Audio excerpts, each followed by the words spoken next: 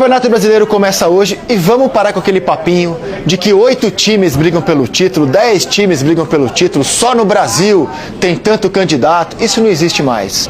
Pontos corridos são vencidos pelos melhores elencos, pelo maior poder de investimento. E o Flamengo, o atual campeão, na minha opinião, aumenta o seu favoritismo com a chegada do Lucas Paquetá. Na prateleira do Flamengo, de favorito ao título, eu só coloco o Palmeiras, com condições de desafiar o atual campeão, ainda que um degrau abaixo, como já foi no ano passado. Pô, mas e o Cruzeiro, que chegou tão perto? Pois é, o Cruzeiro chegou tão perto no ano passado, muito em função do estilo de jogo implementado pelo Leonardo Jardim. Ele não está mais lá e, por melhor que seja o Tite, ainda é uma incógnita sobre como esse elenco vai reagir a essa mudança. O Cruzeiro trouxe um baita jogador, que é o Gerson, mas ainda falta elenco para disputar pontos corridos com o Flamengo, na minha opinião. Por isso eu coloco o Cruzeiro numa prateleira abaixo do candidato ao título, mas não favorito. Agora vamos a times que têm condição de fazer um bom campeonato na parte de cima, brigando por G4. Fluminense, Bahia, fez isso nos 2 anos com o Rogério Ceni, e vou colocar o Galo aqui. Tem times que eu não enxergo nem muito ameaçados pelo rebaixamento e nem com condições de brilhar. São os times do limbo, da Sul-Americana. Vou abrir essa prateleira com o Corinthians. O Corinthians tem um time titular capaz de disputar títulos de Copa em tudo que ele jogar esse ano.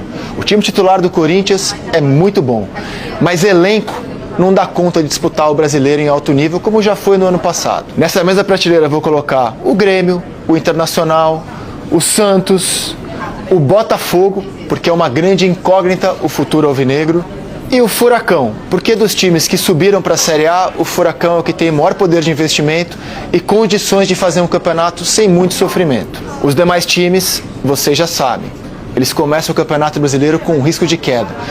Pô, mas vai colocar o Mirassol nessa prateleira? O time sensação do ano passado? Pois é, em 2025 o Mirassol era a grande novidade.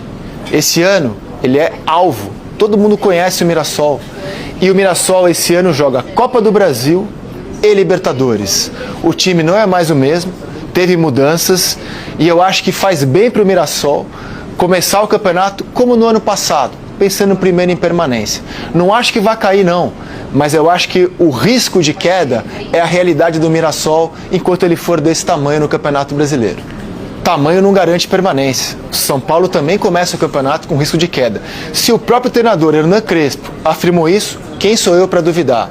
Aliás, por falar em queda, ele é dos 20 treinadores aquele que já começa o campeonato balançando, já que a fala dele não pegou muito bem com a direção tricolor, não. O Vitória também está nessa prateleira do risco de queda. Terminou o Campeonato Brasileiro assim e, de novo, promete ser esse o campeonato do time baiano. Curitiba, por mais bem estruturado que seja, também começa o campeonato nessa prateleira, a exemplo do Remo e da Chape.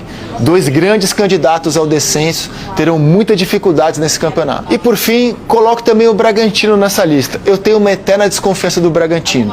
Ele sempre começa bem as temporadas, depois vai caindo. No ano passado foi assim, no ano retrasado também. A ver como será o campeonato do Bragantino com o Wagner Mancini. Não acho que vá cair, mas acho que o risco de queda é uma realidade para o Força Bruta todos os anos.